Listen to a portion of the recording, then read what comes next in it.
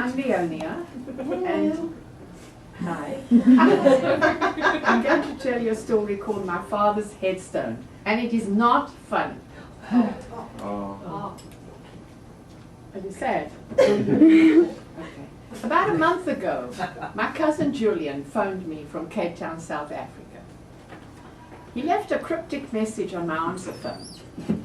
It said, "Something terrible has happened, but don't worry, it's not serious." I phoned him back immediately, and he said, "You know, last Sunday I went to a funeral at the cemetery at Pinelands. And like always, after the funeral I visit my parents' graves," and he's talking to me, "and I visit your parents' graves. When I came to your father's grave, the headstone was gone. All that was there was a tomb without a name." I couldn't believe that he was saying that. Who would steal a tombstone, a headstone, and especially my father's? At the time that my father died, I was living in Cape Town, South Africa. I was married and I had 3 children. At 5 o'clock one morning, my mother phoned me and she said, "Look," she said, "your father wants to say goodbye to you. He tells me he's about to die. Please come quickly."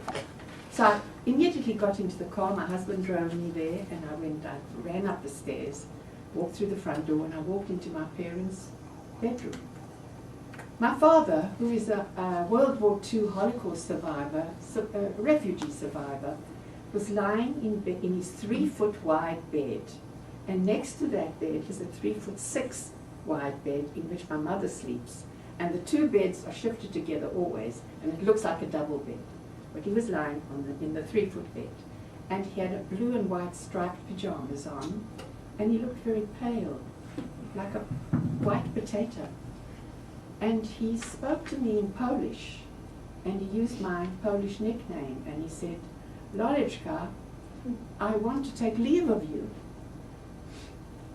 He didn't bless me, or he didn't say, "I love you." He just said goodbye. And I stupidly said, "Well, where are you going?" And he didn't say anything, and he just lay there.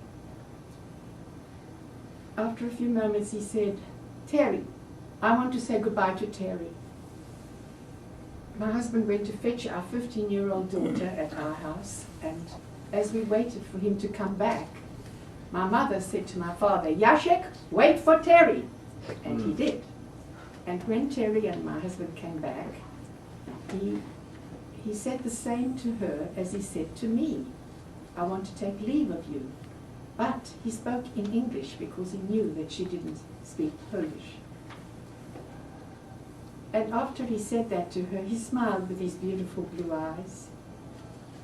And he didn't say anything more. And then there was a gurgle in his throat, and he passed wind. And then his soul candle went out as he breathed his last breath.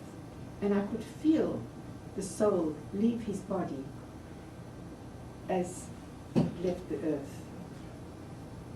We buried him in the cemetery at Pinelands, and 9 years later, when my mother died, we buried her next to him. And there were 2 identical, the headstones were identical size, except the writing was different, and I had orchestrated the writing. Now, over the decades, I'd come to regard my father as a holy man. After the Holocaust, my father had turned his back on the Jewish religion. But who but God would have told him when he was about to die, so that he could prepare for it?